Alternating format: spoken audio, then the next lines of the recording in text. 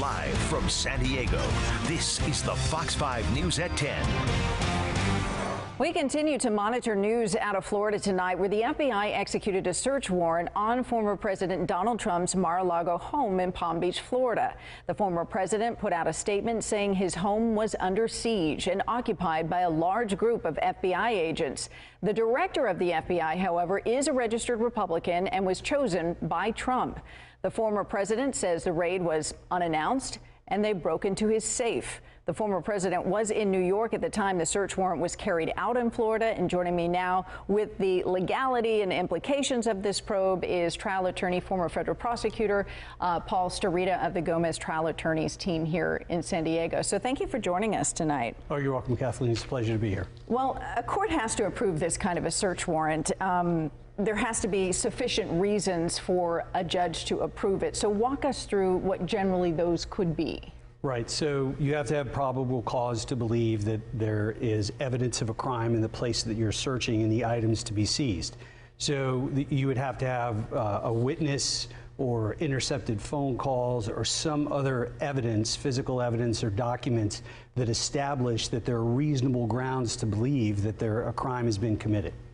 And they couldn't have entered into this lightly, considering this is a former president of the United States. So what does this raid say to you based on that? It says to me that they have a lot of evidence that a crime has been committed. This is not something that DOJ or the FBI enter into lightly. It has to be approved at the highest levels, both at the FBI and at the Department of Justice. And, you know, given the past where mistakes have been made, like in the Senator Stevens case, for example, you know, this is something that's going to be reviewed, and they're going to make sure that they're not making any mistakes and that there's ample evidence to get the warrant. And to be clear, let's talk about what we don't know. We're not certain that the former president is actually the target of this investigation. Correct. He may not be the target of the investigation. You're executing the warrant at his Mar-a-Lago residence. You would think that it implicates him in some way, but it doesn't necessarily mean that he's the target. And this has been described as a significant escalation by the DOJ. So a search warrant, however, does not necessarily mean that charges are imminent. Correct. That's a whole different process. Now, the evidence that you seize could be used and presented to a grand jury in order to secure an indictment, but not necessarily.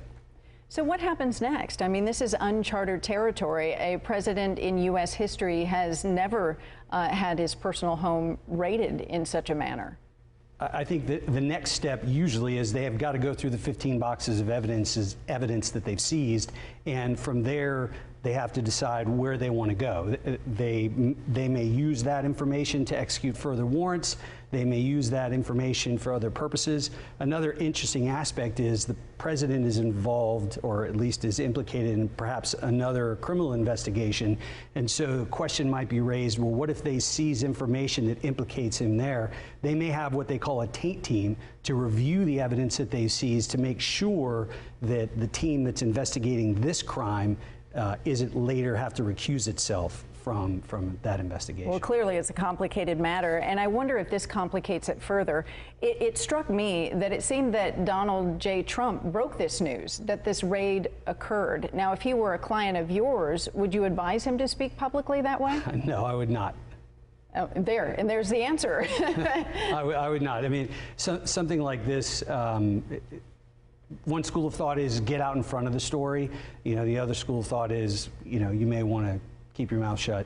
And, you know, I think the former president has shown that that's not necessarily what he likes to do. So. All right. Well, Paul Starita, former federal prosecutor and attorney, thank you so much for your expertise and kind of walking us through this. You're welcome. It's a pleasure. Nice to see you.